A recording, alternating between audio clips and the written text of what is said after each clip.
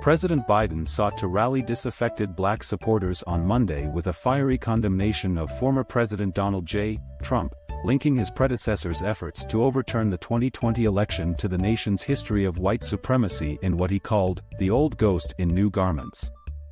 Speaking from the pulpit of the South's oldest African Methodist Episcopal Church, Mr. Biden drew a direct line from slavery, the Civil War and Jim Crow to the divisions of today. Just as it was a self-serving lie to call the Confederate rebellion a noble cause, the president called Mr. Trump's insistence that he won the election an effort to rewrite history.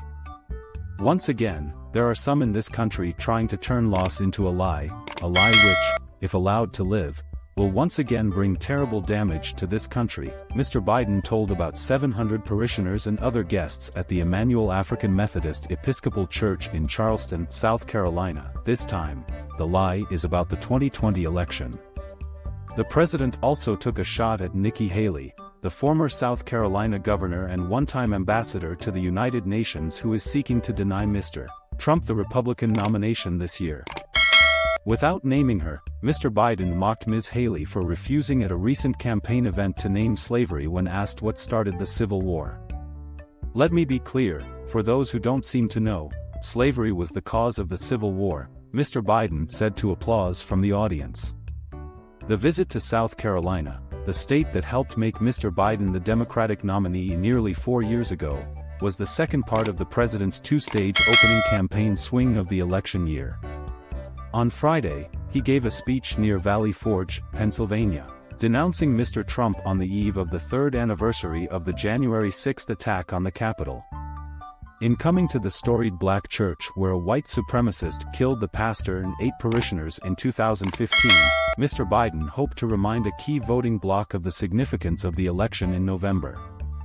After the massacre, Mr. Biden, then the vice president, joined President Barack Obama in Charleston at the funeral of the pastor, the Reverend Clementa Pinckney, a state senator, where Mr. Obama delivered a eulogy and unexpectedly sang, "Amazing Grace." Mr. Biden, then mourning his son Beau, who had died of cancer weeks earlier, returned a couple of days later to pray with the congregation at the church, commonly called Mother Emanuel. Mr. Biden has often attributed his decision to run for president in 2020 to Mr. Trump's racial provocations, particularly when Mr. Trump said there were "very fine people on both sides" of a deadly white supremacist rally in Charlottesville, Virginia, in 2017. But Mr. Biden has lost support among black supporters who could be critical to his hopes for beating Mr. Trump in a rematch this year. 22% of black voters in 6 battleground states told pollsters from the New York Times and Siena College last fall that they would vote for Mr. Trump, while the president was drawing 71%. Such support indicates a surge for Mr. Trump, who won 6% of black voters nationally in 2016 and 8% in 2020.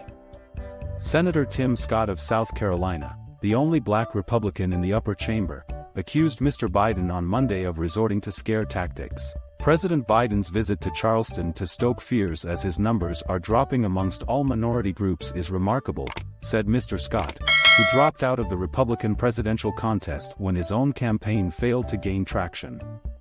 But it's also indicative of the fact that people of color, Americans all across this nation, are losing confidence in this president.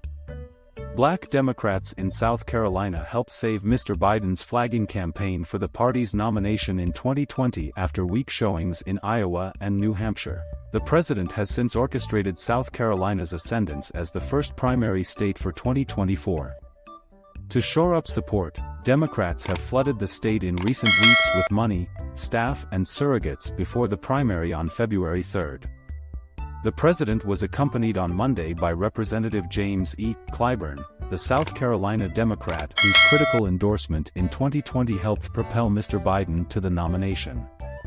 Mr. Clyburn once again put his weight behind Mr. Biden by promoting the president's efforts to reduce student loan debt, expand veterans' care, build infrastructure and reduce the cost of insulin and other medicines. Mr. Clyburn, who said on CNN's State of the Union on Sunday that he was very concerned about black turnout in November, highlighted Mr. Biden's record of appointing more black women to the federal bench than all of his predecessors combined, including Justice Ketanji Brown Jackson.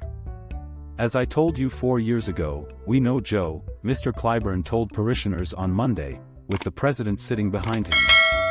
"But more importantly, Joe knows us.